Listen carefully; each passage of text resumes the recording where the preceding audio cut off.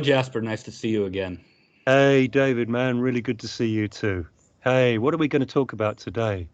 Well, I think we're going to talk about viewing ourselves as an ecosystem and what that perspective, what kind of insight that can give us as to how to be excellent stewards of this ecosystem that we are.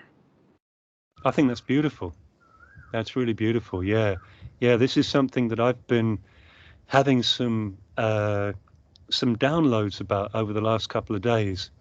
And yeah, it really struck me that we can think about, I mean, most people have the idea of our gut, that there's a biome in our gut. And when it's healthy, then we have healthy poops, and we sort of have healthy desires for food.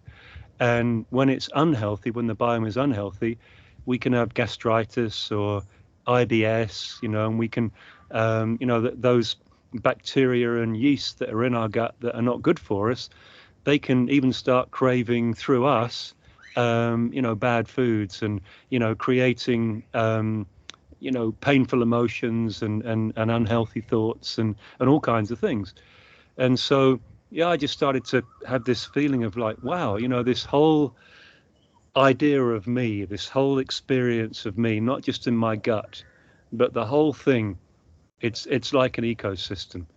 Mm-hmm. And and kind of like what can I do, whoever I am, what can I do, let's say, as awareness, to be able to steward this ecosystem, so that I'm no longer cultivating, like an unhealthy biome throughout the whole system, emotionally, mentally, and physically, but something which more and more effortlessly just becomes good, and it feels good, and it just feels nice and pleasant and kind of really awesome to be alive.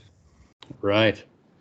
Fantastic. And you mentioned we chatted about this just before we went on the air here.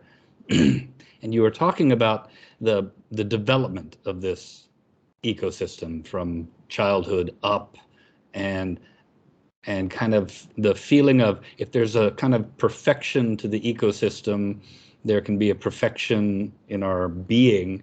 And if there's an imperfection, it causes different things, and it can invite different entities to balance out the ecosystem.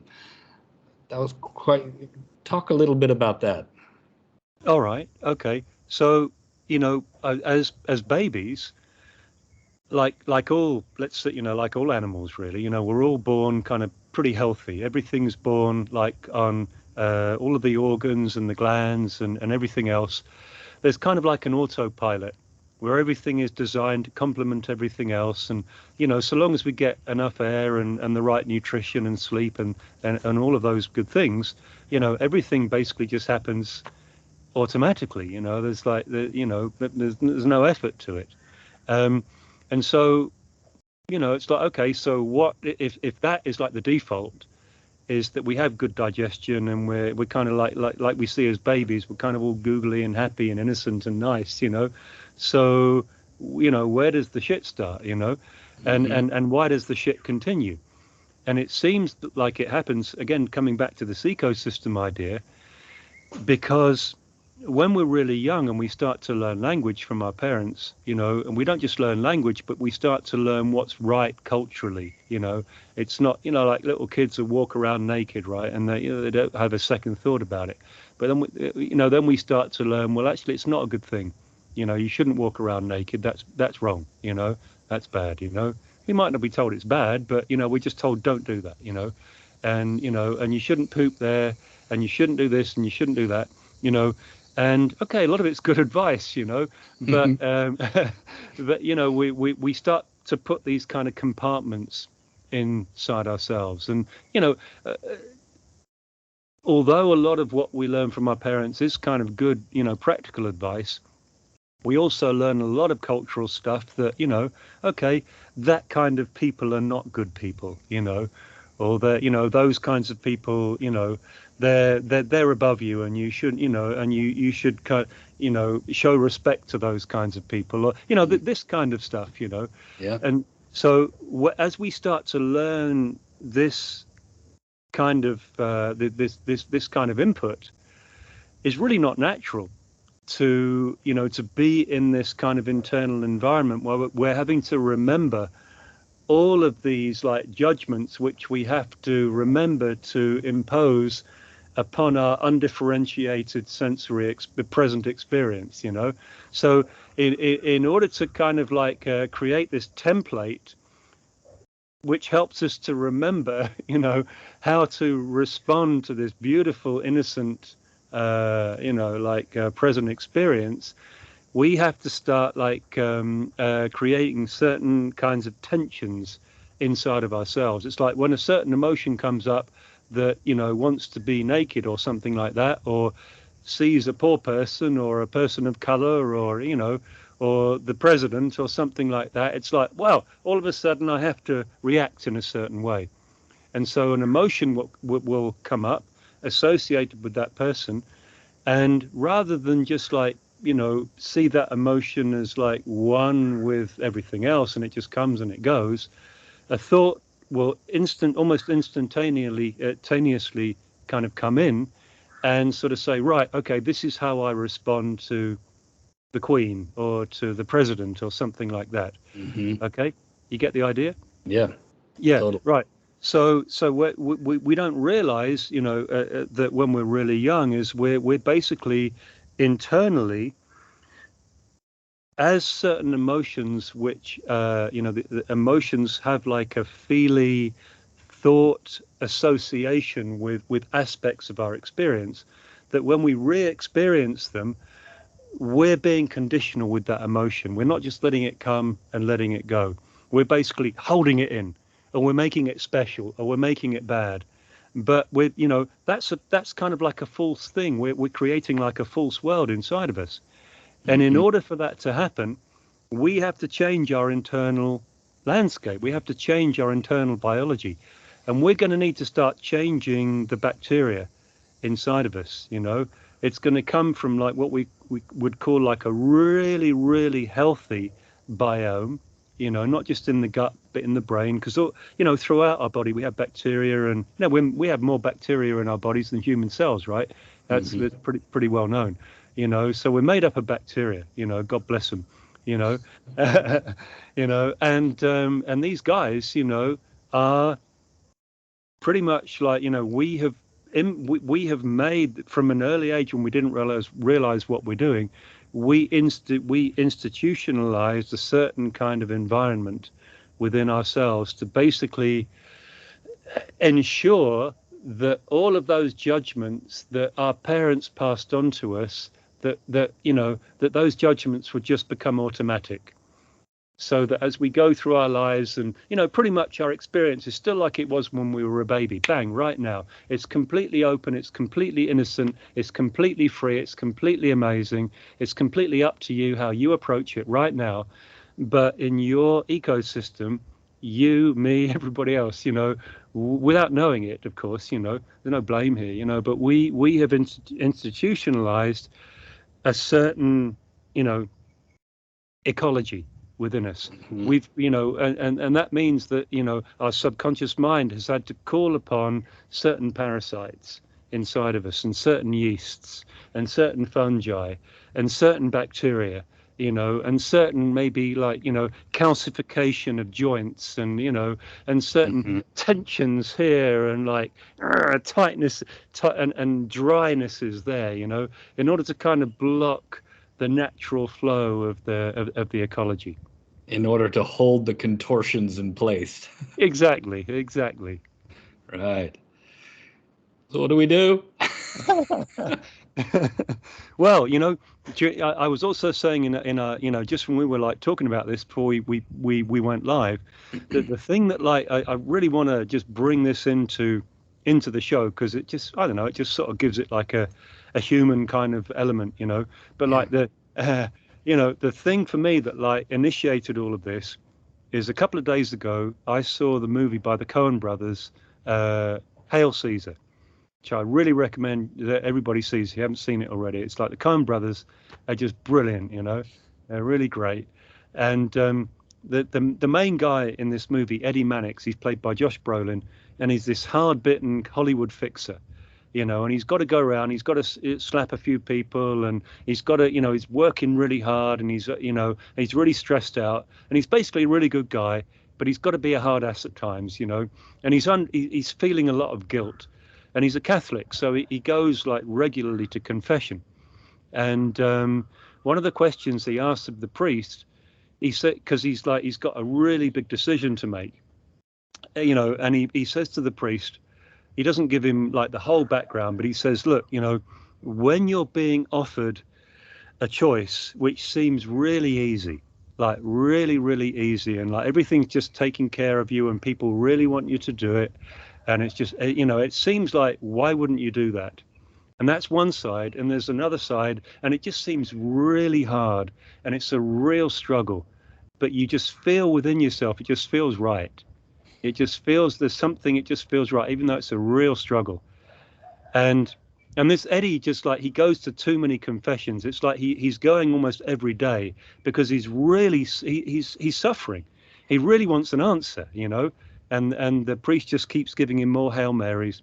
Anyway, finally, the priest, he drops a truth bomb, you know, and he says to Eddie, my son, you know, God wants you to do what feels right, you know, and Eddie says, that's it, you know, and then the priest continues to kind of explain, and Eddie just sort of says, no, that's it, and he really gets it, and he goes, whoa, God wants me to do what feels right, you know, so I'm doing this job, I'm this Hollywood fixer, and it's like, you know, I'm hardly getting any sleep, and my wife wants me to stop smoking, and I'm lying to her, you know, but it just feels like I just love this work. I want to continue doing this work, you know.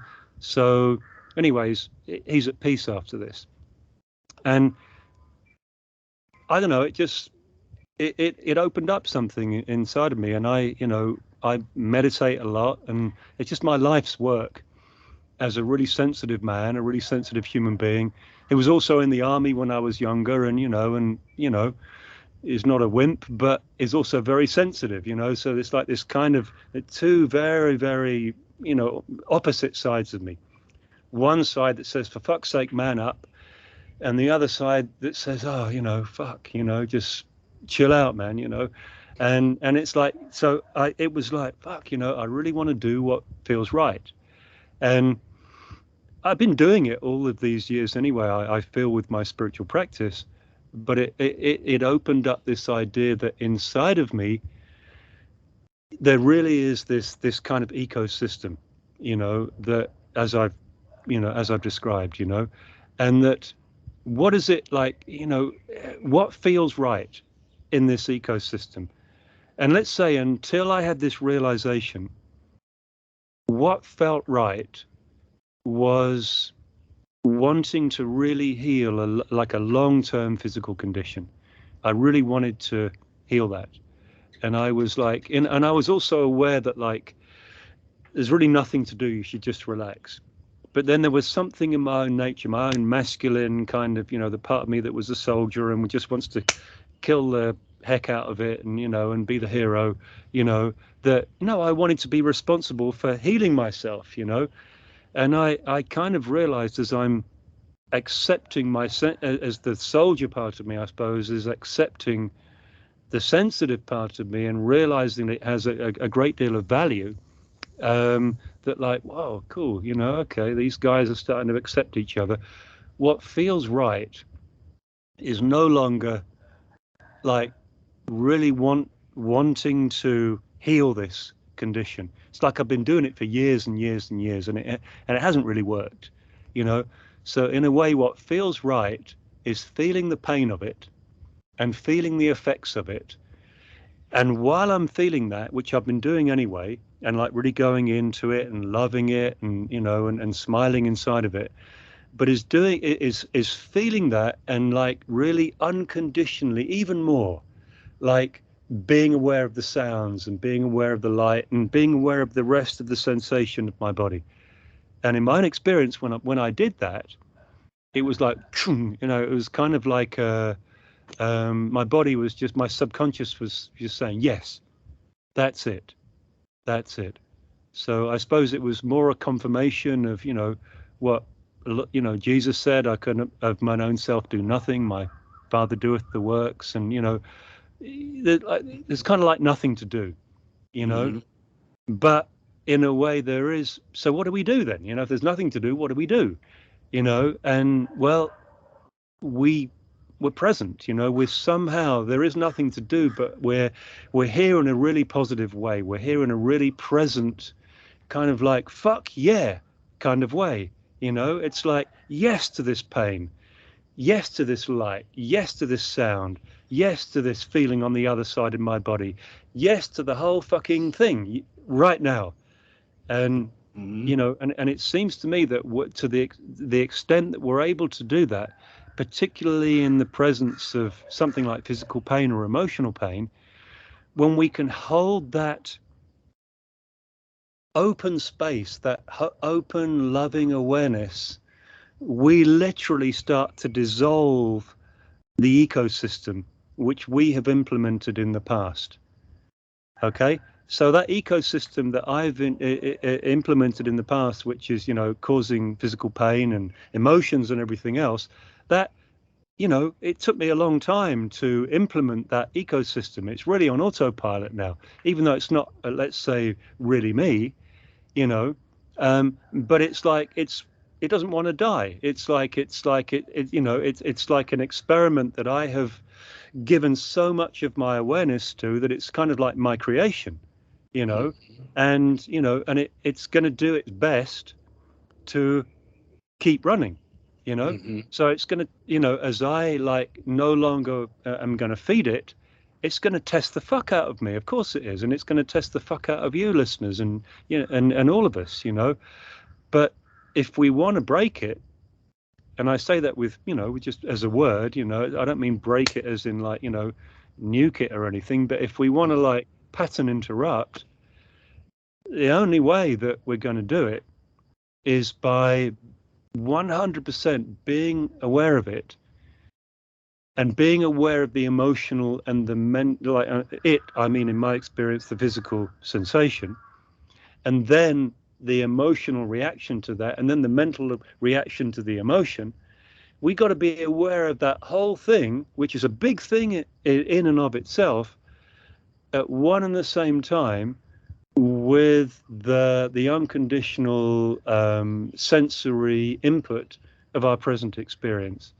And when we can kind of like hold this experience, like, you know, when we can really, really do this, and it's a really tall order compared to what we've been used to in the past, you know, but if we can do that, then, I mean, I just know without a shadow of a doubt, you know, that like it might take time, you know, but, you know, cool, you know, but it's gonna, that it will be broken, and the optimal ecosystem will, because that's the factory settings of the body, you know, that will come back when the suboptimal ecosystem is no longer identified with. Right. Yeah, beautifully said. The way that kind of played into my visual picturing was this in the even in these moments of the just very well, a very present awareness, being in that present awareness previous to this feeling. Like with myself, I might be feeling and aware of my body and aware of some tension, aware of this, but if you could look at the whole way I was dealing with it, I was focusing, if you could shade that whole awareness, there would be parts of that awareness which were much more important than other parts. That pain was shaded important, you know, little to-do lists were kind of stickered on it, like something like that. And the impression I got from what you were saying is that's not just pure awareness. That's like the shadow of that non-optimal ecosystem is reverberating still, in my awareness, and I'm giving it energy. And if I instead notice it, but notice it with kind of no more attention than the sound of the wind and the birds and the feeling of my skin and the thoughts that are coming and going, if all of that can keep the same energetic valence, just it is just what it is. In that sense, the optimal factory resets are free to return, and that thing is not being fed anymore at that at that deeper level. That's right. Yeah, well said, man. Yeah, that's really it in my like understanding it. You know, it just, I think an ecosystem, it fits very well with our, you know, with our current sort of understanding of the physical body. You know, that literally in a physical way, in a cellular way, in a biological, bacterial, yeasty, fungal kind of way, you know, that you know, as maybe as scientists start to understand the function of different colonies of microorganisms more and more, they can go, oh yeah, cool, you know, that's exactly what's happening. You know, we can see that these colonies are literally causing, you know, certain sort of like what do you call it, like chemical releases in the body, and we know now that they're not particularly healthy, you know, and they're causing other parts of the body to maybe to become inflamed or enlarged, or, you know, or dry out, or cause mucus, or, you know, this kind of thing. Absolutely. It's very interesting. I've never seen it framed like this before, and it seems very, very useful for me. I feel that this is just a natural consequence of meditating in the way that I do. You know, for our listeners who haven't heard this before, I was really a very unhappy child and youth and younger man, and, you know, and my mother told me at one point that I was a really happy baby, and and it just like it something just clicked in my brain, you know, in my mind, and I thought, oh wow, I was a really happy baby, and I thought, you know, I want to. It must be inside of me, you know. It must be like who I was, and I want to see if I can get back to that. And so, my approach to meditation became really practical. You know, I started to realize early on, even though I'm also very, very intellectual kind of guy, you know, and very like into philosophy and myth and that kind of thing, which I think is also important. But I started to realize really early on that, you know, we can understand you know, certain kinds of teachings at the mental level, or we can, you know, really understand the meanings of certain myths, but we can still be like really deeply unhappy, you know. And so yeah, I thought, okay, you know, it's like when I was a little baby, I didn't know any of that philosophical stuff, so, you know, therefore real happiness is not dependent on any of that. So I started to focus my spiritual practice, my meditation, upon literally trying to get back to the baby state, you know, which was like, okay, what do babies do, you know? And so it was just, yeah, like real no-brainer stuff, really. I think, you know, any practical inner naut, you know, self-explorer is, you know, in a kind of scientist person, you know, who's got any common sense, you know, who maybe sees that as a road of inquiry, is going to start getting answers, you know. And it was like, okay, well, you know, there, you know, it's the baby state is being able to experience right now without the filter of thought, you know, and without putting goods and bads onto aspects of our experience. So anyway, that's what I've been engaging in for years and years and years, you know, having a sense like right now of feeling my ass on the ground, and, you know, my legs are nice and warm and alive, and, you know, and I can feel my face, there's a lovely glow in my face, and my hands are all alive and tingly, you know, and I can feel my shirt and my back and the breeze from the fan and my skin, and the light and the colors and the space. So my practice has been about, being able to like enjoy this experience. But then, of course, as little babies, we're experiencing prior to also having to maintain this idea of, concepts of, that's a tree and that's a cloud and that's this and that's that. That's actually a big responsibility. Yeah. To be able to enjoy the present moment as it is, but also to have all of these bloody concepts of everything. It's like, fuck, when you start to really understand the responsibility that comes with being able to be innocent and at the same time be able to pick and choose these concepts as and when we need them. This is a big fucking responsibility, And Right? then So God says, I want you to do what feels right. exactly. And so, for, like I said, for me at one point, what felt right is, no, I want to heal myself. I really want to fucking heal myself. But after, and having this real side of me, which really was like is like a soldier, it's like my heart is like, even though I'm totally not a fighter, I'm just like a very creative kind of guy and, and just, mystic really, but I don't know, I just have a motherfucker of a heart, that wants to like, wants to fight, I don't know, it wants to like do crazy shit, and like, not necessarily fight, but it wants to, do hard ass stuff, like, yeah, I'm always out and, running up hills in the jungle, and people are always commenting, oh, wow, man, you're fast. And maybe, kind of saying slow down or something. And I'm like, no, man, I don't know, there's something inside of me that just loves being in this jungle. And I don't know, I just like being like a Mowgli or something, just being a wolf cub and just like, and testing myself and running down this hill, knowing that I could break my neck on some root or something. And there's just this motherfucker inside of me that just wants to like, enjoy and like be a warrior. And, and I can't, like, it's just part of me.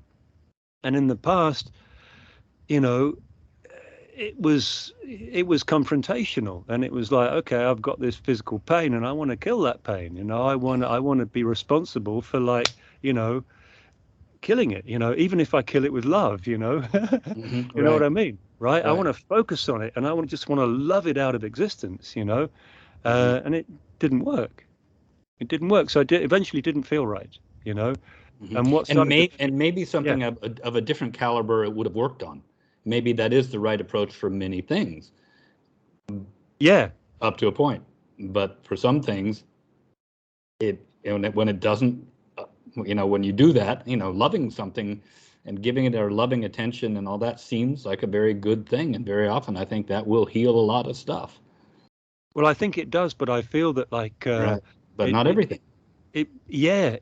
as you said earlier on, it's like when we start to focus, when that starts taking on more importance, when it becomes like it's more of a mission, it's Yeah. more of something that I have to do than everything else, then it really, it's kind of like inside of us, even though consciously we're extrapolating and saying, no, I'm focusing on this to heal it. Inside of us, we're actually, we're kind of like, we've created a whole ecosystem about keeping this thing in place, so even though we're sending love to it, it's like it's we're sending love to it, but subconsciously, we're also kind of like, there's a subconscious feeling of, oh fuck, it needs more love. It needs more love. It's like, it's not enough love, it needs more love.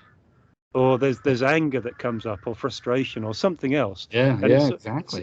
it's all really subconscious. So yeah, the love is good, but it's and I think that's where so many of us in the spiritual life is where we're at. It's like, oh God, why am I kind of really not making any headway? Why am I kind of stuck here?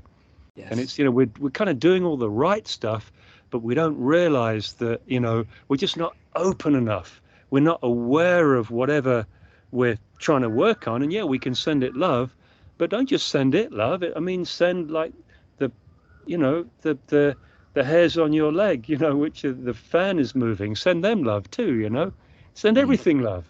Mm-hmm. Yeah. Yeah. Yeah. Yeah. I mean, I'm just thinking about my own inner things. And I think the life they have is my attention.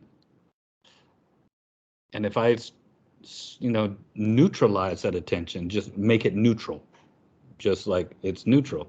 There's this, there's that, there's the other thing, there's that thing, there's that thing, and they're just all neutral. That energetic thing there won't have that energy. It just won't. That's right. Yeah. That's right. And what happens out of that is we start to feel more and more like I felt this, when I was having these series of openings. There was this feeling. There was a deepening in the what feels right. It's like God wants you to do what feels right. That came from the Eddie Mannix teaching from the priest, and it was like, okay, my subconscious wanted me to hear that. That was important, and then you're focusing on this feeling, and then there's something in the subconscious says, okay, as you feel it, maybe focus on the other side. You've never done that at the same time. You're feeling it on this side. Now feel something on the opposite side where there isn't any discomfort at all. And I started to do that, and instantly there was like, fuck. There was like there was a release in the pain. Wow, that feels right, And so it was like, wow, okay. So yeah, I'm just learning to go deeper in myself. It has been my practice for many years to endeavor to hold the space for everything in my environment unconditionally. But until now, it's like somehow subconsciously, I haven't been doing that, because there's been a part of my emotional experience in which it has felt right to, okay, we need to just, Do the work. Do the work. That's right. That's right. And it's really, cosmically, right? Cosmologically, you have the Earth, which represents the human body.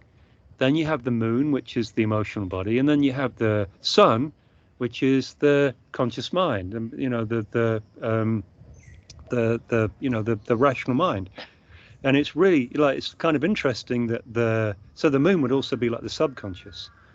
And so it's like, well, in order for just looking at that sort of idea, which is kind of really cool, it's sort of like, wow, in order for the conscious mind to like really embody, really like accept the body as it is, it first has to be able to not be moved or not be influenced by the emotions, by the moon. You see what I mean? It's like you've got that idea. You've got the Earth, and then you've got the Earth is here, and then you've got the moon, and then you've got the sun. So the sun is like the conscious mind. So it's kind of, we're kind of observing ourselves. And when we observe ourselves, yeah, of course, we're always aware of our emotions, in addition to our physical body. And, to the extent that most of us say, this is my anger, or my sadness, or my this, it's just, mentally, it's just become second nature, that emotionally, I am this or I am that. But it's not actually true. It's really not actually true, because, really what is true is like, from the coming back to the sun, the conscious mind is like, well, I am. I just am. That's it. It stops there, right? Second nature, not first nature. Yeah, that's right. Yeah. And then you could say, okay, well, these are like, quotes, my emotions, this is like part of my, but not as like me being this kind of idea of a human who's walking around in a separate world. No, I've kind of seen through all that, that's just all just concept land, So it's like, no, I just am somehow. I'm just like awareness. And yeah, but somehow these emotions are part of my experience. And somehow I noticed that when I'm kind of like identifying with those emotions, and I'm letting those emotions take me, from here to there, my experience is like, it's pretty strong. You know, it's pretty like a child. It's pretty like, you know, big, loud colors, you know. But when I'm in my body, oh, it's much more subtle. And sometimes I have to be patient because things don't happen immediately, and an emotion of boredom or frustration can come in. But if I stay with my body and I'm really patient, I being conscious awareness, you know, I start to realize, well, when I'm with my body, the feeling of my body and whatever's happening emotionally in this present experience of light and space and sounds and everything else, the baby experience pretty much, you know, it's like, whoa, this is really nice, you know. So, you know, yeah, I'm being, as you say, I'm being neutral in my awareness, but I start to notice that as I am neutral in my awareness, my experience starts to become positive. It starts to feel good. It's like, you know, God wants me to, it feels right. That's what I'm saying. It feels, there's this ding. It feels really, yeah, man, this feels right. And then, and of course, as it will always happen, emotion's always going to come. And then emotion will come in and says, yeah, what about that pain? Oh, fuck, I've got to fix it. I've got to change it, you know? And you've already been through this thing of like, no, that doesn't feel right. You know, it's like, okay, and just be aware of that feeling of wanting to fix it and the physical feeling and everything else. And I'm going to open up again and just, you know, be kind of a neutral experience and just kind of like see what happens with this, you know, with this new um, new paradigm, let's say, you know, this new, not really doing anything, not holding on to that emotion and try to let it take me somewhere and having a mission, but yeah, how will the whole experience unfold by itself, you know, when I'm just saying it's all cool. Yeah. And you start to anyway, what I'm trying to say is you start to notice that like moment by moment by moment, it doesn't just unfold in a kind of like a way in which the mind is going, oh shit, you know, I wonder what's going to happen next, you know. Ooh, I'm not sure. But it starts to, everything feels safer, you know. There's something inside of me emotionally that actually starts to go, oh, whew, you know, this is a relief. And, you know, and my body starts to relax. And yeah, and you start to access more and more the, you know, the optimal ecology of the baby state. Hmm. Boy, that feeling when you just said, this is a relief. I could feel that. Yeah, because it's like we're holding that tension with our own something. And when we stop doing that, oh, yeah, what a relief. Yeah. And then that safety. Yeah, that really, yeah, it's a safe, positive place to be. Yeah. Yeah. Bro, can you lead us into talking about the heart? Yeah. Um, as a adjunct to all of this, you were saying some interesting things about the these moments of judgment we can have that are having an effect on the heart and the emotions, the emotion to the mind, to the a flash of judgment and the heart. And I thought it was a very interesting flow there, and it seems a very practical part to follow on to what we just said here. Yeah, right. And so are we talking about the physical heart or the like the heart center? What Both, do I you would imagine. what do you feel? What I what do you feel feel would be I the feel primary one? well. I feel good starting about the physical heart because we're starting in the body before it gets Awesome. too abstract. Just right there. Awesome, man. Yeah, we're totally on the same page. Yeah, because listeners, yeah, we just briefly talked about this before we pressed the record, you know.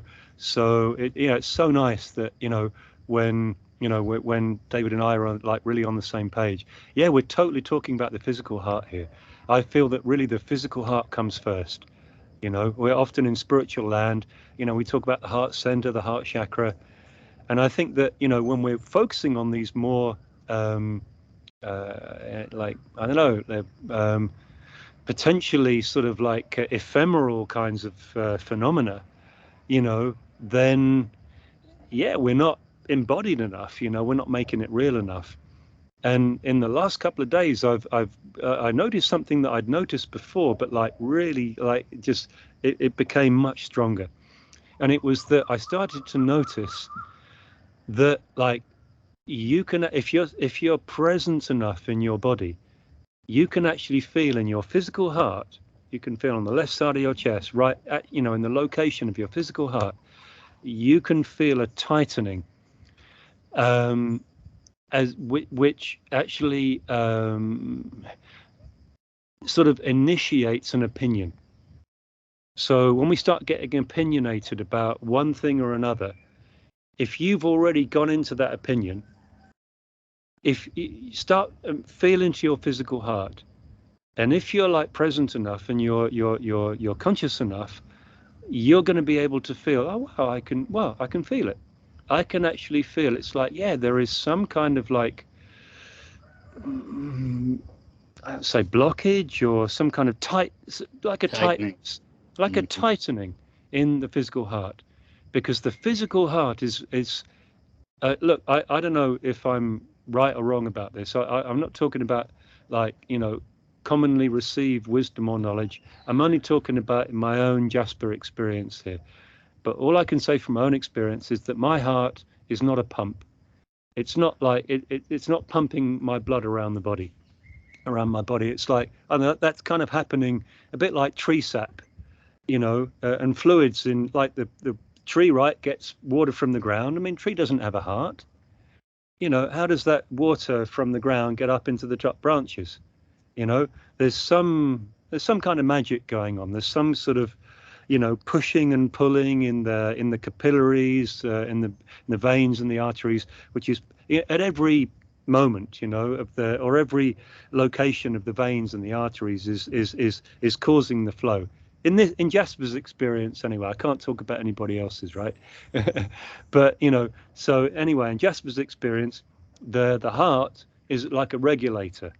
It's like a drum, right? I mean, maybe we can all, it's like a shaman's drum, we go dung, dung, dung, it's keeping the time.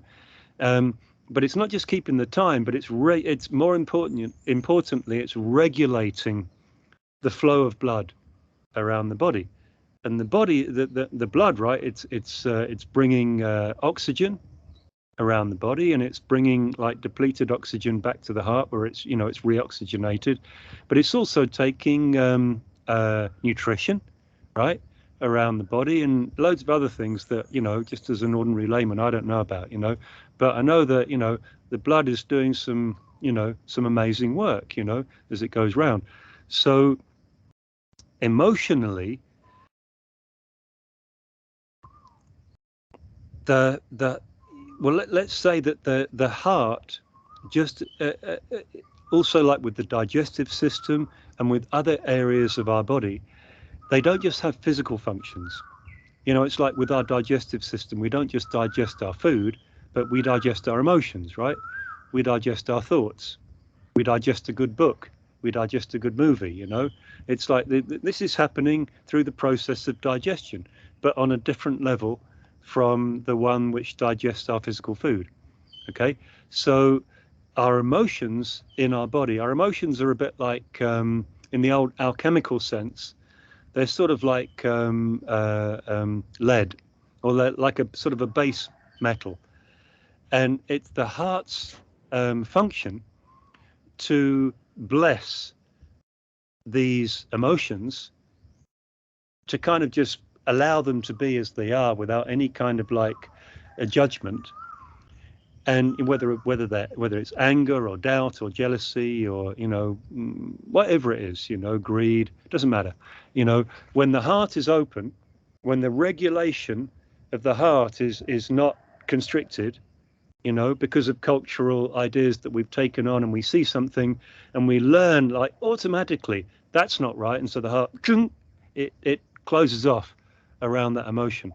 And so the information emotionally which is going around our body is like it's sort of telling our body to, oh right, okay, create something which continues to say no to this.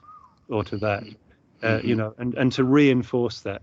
So anyway, you know, I'm doing my best to explain it here, but you know, see in your own experience, everyone, you know, as you if you feel yourself right, oh blimey, I've got an opinion here, or I'm in judgment here, you know, not good or bad, you know, let's just see, like, go into my body and feel into my physical heart. What do I feel?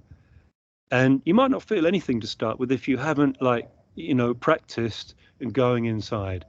But if you make this more of your practice, and like me, you know, you kind of want to get back to this baby state and make it your everyday state, you know, and in addition to being able to have an amazing adult, you know, rationalizing conscious mind, you know, you want to be able to experience from the state of innocence, you know.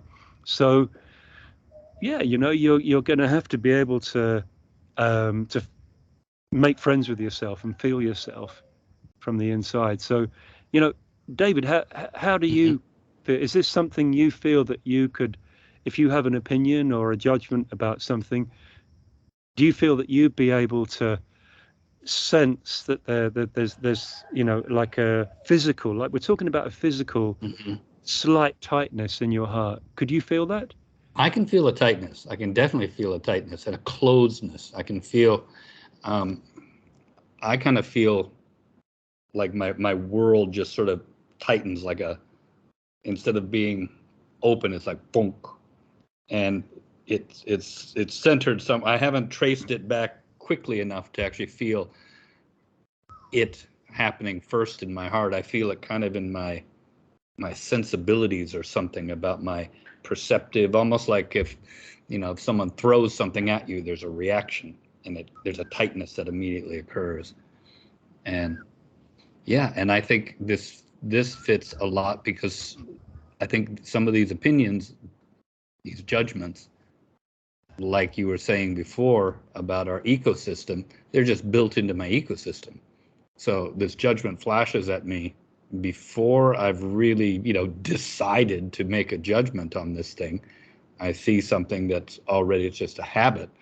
So this contraction is is part of this maintaining my contorted ecosystem. Yeah, Yeah, yeah. yeah. So I can I So can I can definitely feel that much. okay, and do you feel that having already felt that, and then at least being open, because you know maybe I'm maybe it doesn't originate in the heart, it might originate Oh, it somewhere feels else. like it's hard for me. But Okay, I'd be lying if I said I'm actually feeling, because this kind of tightening is kind of a big feeling. And so when I feel that, I haven't investigated further to see. So I'd be lying if I said I felt it specifically at the heart. I'll check that out later. But I okay, definitely felt the contraction. all right. Well, you know, guys who are watching and listening, you know, it's not just about, like, you know, from this moment forwards, putting all of your awareness into your physical heart. That's not going to do it, you know. That's like you know, that's kind of how the mind thinks. Well, cool, I've got the answer, that's all I have to do now. And it's not like that, you know. The best thing that we can do as a maybe an introduction to meditation is to see if we can primarily bring our awareness into our physical center, into what the Chinese call the dantian, you know, which is just, you know, below the navel and slightly inside, you know. And you can fit this around your hips, around your lower back, around your lower belly. You know, it's that middle section of your body. And if we can, like, you know, learn to make this our sort of default focus of awareness as we're going about our day, you know, and then in addition to that, it's like, oh, cool, I can also feel my hands and I can feel my feet. I'm becoming more aware of my breath and what I can see and everything else. But it's kind of like my default is in my center. That's kind of like no, I'm giving you like a real crash course here, you know, of what I've been doing, you know, in separate compartments for years, so that it all becomes kind of second nature. You know, so it's something that we have to do bit by bit by bit in our own experience, until it becomes like a big picture of, like, just open sensory awareness, focused in the center.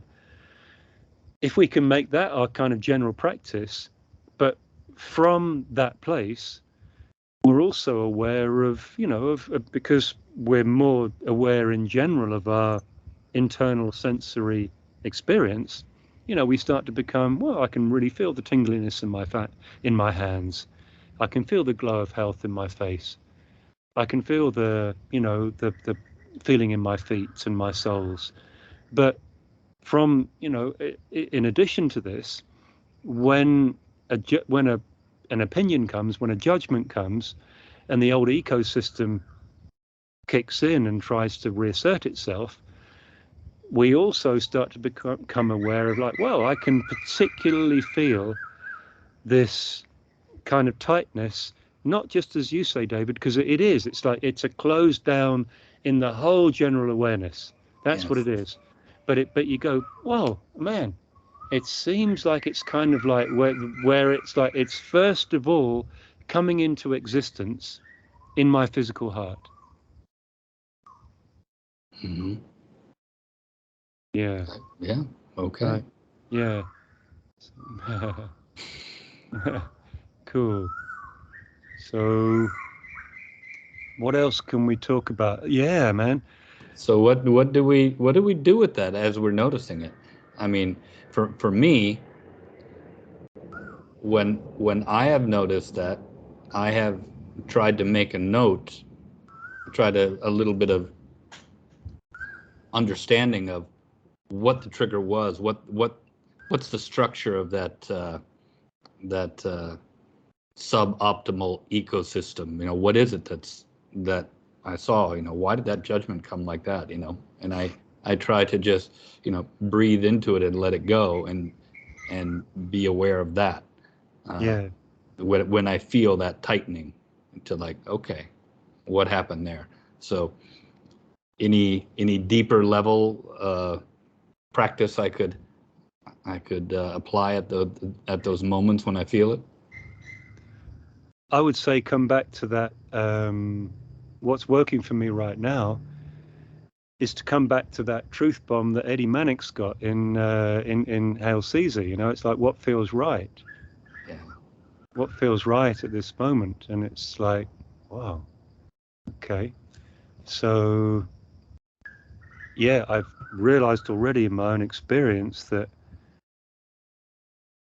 an opinion or a judgment or a whole tightening and a sort of a transformation of something which really feels open and just like and nice into this vroom, it's kind of like, shit, fuck, I'm in a separate world, and maybe somebody's watching me, or something like this. Yeah.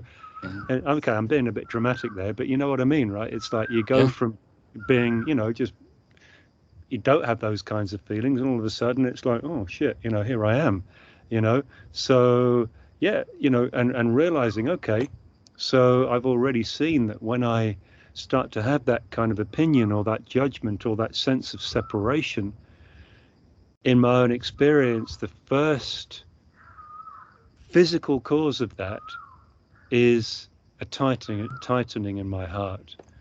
But I'm also aware, in addition to that it's not just about my heart, it's also about, like, I know that when I'm really open in this present sensory experience and I just let that happen by itself, shit, I just feel really good.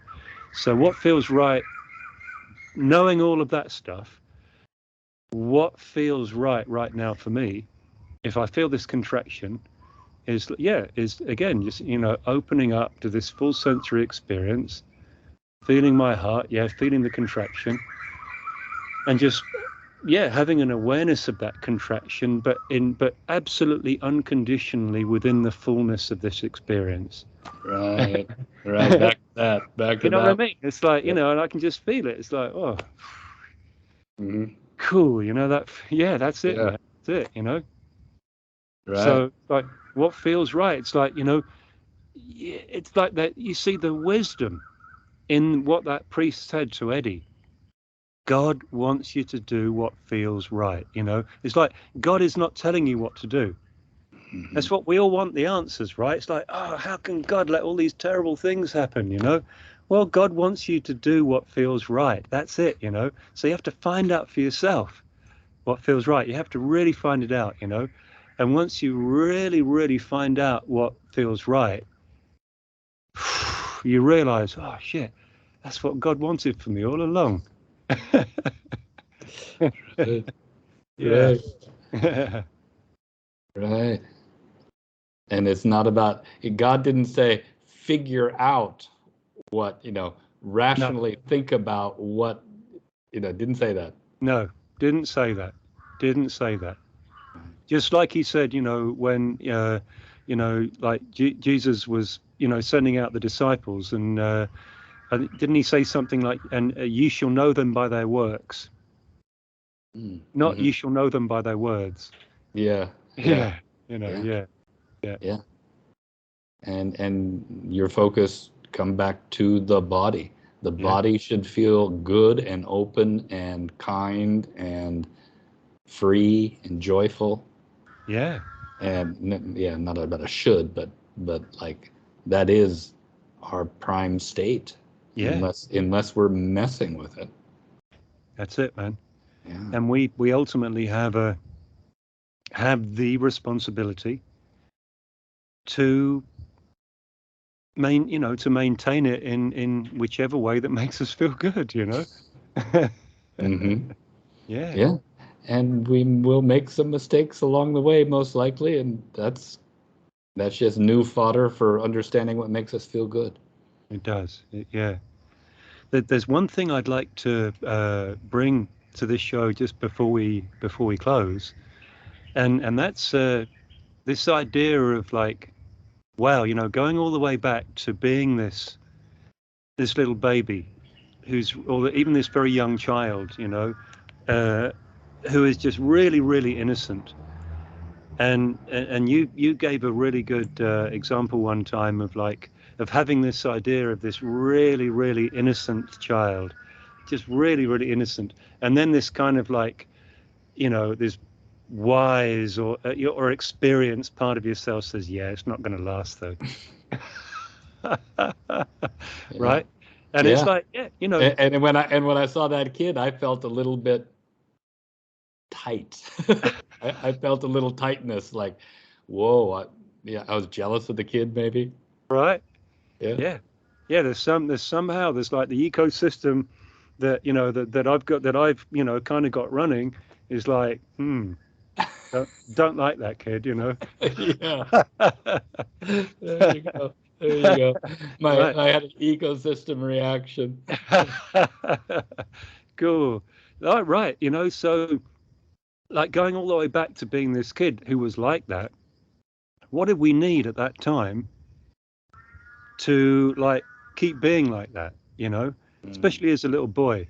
You really needed a dad who, yeah, you needed a mum, of course, you know, but a dad, a little boy needs a dad, you know, who, particularly if he's being like being unkind to his sister or, you know, something like that, you know, and he's kind of like that, but already, you know, the emotions are starting to come and you know, he's being pulled out of himself. Or let's say something like, you know, he's some other kid steals something from him and he's like, he has this, you know, he's crying or something like this. And he's, you know, and he's crying because there's this emotion inside of him, which is kind of like really new to him. It's like, you know, he hasn't really experienced that before. He wasn't with other kids, you know, and all of a sudden somebody does something which kind of rocks his world in a way that he doesn't like, you know, and this painful feeling comes in and he's going, I hate that boy, like that. And, you know, so if at that time we had a father that was able to kind of to take us through that initiation, because let's face it, guys, it's an initiation that we have to go through, then, you know, we would be set up for life. So what do we need? We would need a father at that time who would say to us, son, I love you. First of all, you know, you know, daddy loves you. Okay. Yeah, but daddy, I know that, daddy, but you know, I hate that boy and you know, I want my toy back or something like this. And so the father would say, son, can you feel that feeling inside of you? Can you feel it? Yeah, I don't like it. I don't like it. Well, son, that's part of being a human being.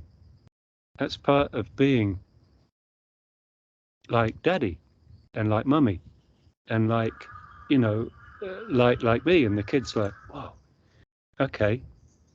The voice of authority speaks here, right? And so the kid's still, yeah, but I don't like it. I don't like it. And the dad's saying, son, it's really okay. It maybe feels like it's not nice, and it feels like that boy gave you that feeling, but that feeling, it's a part of you. It's really a part of your experience, and it's actually a gift, because when you can say okay to that feeling, even though it's painful, even though you don't like it, when you can be aware of it at the same time as you can feel your skin, and then daddy could, like, maybe he touches the boy's arm and says, you can feel that, right? Yeah, I can feel it. So when you feel that feeling on your arm and your feet, and you feel that feeling, and you see the colors and the sounds and everything else, how do you feel now, son? And the kid goes, wow, it's not so bad, you know. And dad says, yeah, right, because that feeling, it's coming in there. It's like it's a gift. It's coming in to test you, like, just like daddy now, about how loving you are, how kind you are, how you can let even a painful feeling, even an unexpected feeling, even something that's not familiar to you, come into your environment, come into your life, because things will, my little son, as you grow older, you're going to experience many new things, many unexpected things, and they're going to come. You're going to feel them as maybe unpleasant feelings. But everyone is a gift. Everyone, even though it's alien or different to you, everyone wants to be your friend. And so if you can feel it and feel that, yeah, it doesn't feel nice, but you're able to accept it into your experience as a part of your full experience, then you're going to be more like daddy and come here and give me a hug, you know. And the kid is going to get this, right? Yeah, He's sure. going to get this. And Yeah. so what am I talking about here? I'm talking about being the father of yourself, guys out there. And ladies out there, I'm talking about you being the mother of yourself. Or, you know, if you want any combination of the above, you know, or both, it doesn't matter. But, you know, but for me, it certainly feels like my father, you know, as a very, you know, like guy, feels like, wow, man. Yeah, of course, it would have been nice from my mum, but from my dad, I mean, yeah, he was the authority, you know. It would have been so cool if he could have done that. So, yeah, it's my job. It's my job Mhm. to do that. So, yeah, so when I can feel that constriction in my heart and open it up, if I can just, you know, realize that there is a part of me right now, that sort of real, that child, that inner child, that beautiful, lovely, you know, innocent child that the old the suboptimal ecosystem doesn't like, you know, wants to do away with that little brat, you know. It's like, that won't last, you know. No, I have to hold the space for that kid. I'm going to feel the effect of this ecosystem in my body, because it's a whole ecosystem now. It's not just an emotion because some kid's taken my little kid's ball. You know, it's like, it's basically my whole life right now. It's all my emotions flashing all over at once. You know, it's like a whole suboptimal ecosystem. And how am I going to respond to it? Mhm. So I respond to it by going, okay, okay, it's like, it feels tight. It feels this, it feels that. It's taken on a life of its own. It's telling me it fucking hates me. It tells me that I'm an idiot. It tells me that, you know, why haven't I done this and why haven't I done that? And cool, it's all right. It's okay. If I can, like, just realize that ultimately it's a gift. Ultimately, you know, as human beings, as we explore more of the solar system and more of the universe, we don't realize that we're also experiencing more inner space, as above, so below, as without, so within. You know, so we're going deeper into ourselves. We're experiencing more and more kind of profound realizations, and starting to notice more and more subtleties within ourselves. And so it's within everybody's capability to start to understand this kind of stuff, and not just understand it, you know, but to be the real, just the best father that you wished you'd ever had. Nice. Nice. Thank you for that, Jasper. Awesome. Awesome. Bro, anything to add before we sign off? I think that's a beautiful place to sign off. I just want to say thank you and very interesting chat again. This is very useful for me. Thanks, bro. Okay. Okay. Goodbye, everybody. See you again. See you guys.